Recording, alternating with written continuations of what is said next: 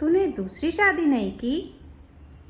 दूसरी औरत वो प्यार कहाँ दे पाती है बच्चों को। मैं माँ बाप बनकर ही परवरिश करना चाहता हूँ। आपको पता है मेरी मम्मी बहुत दूर गई है, पर जल्दी ही आ जाएगी।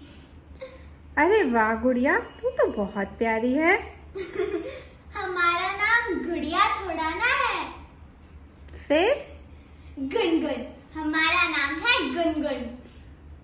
अरे ये तो बहुत प्यारा है। कौन सी क्लास में पढ़ती हो? मैं फर्स्ट क्लास में पढ़ती हूँ और हमेशा फर्स्ट आती हूँ।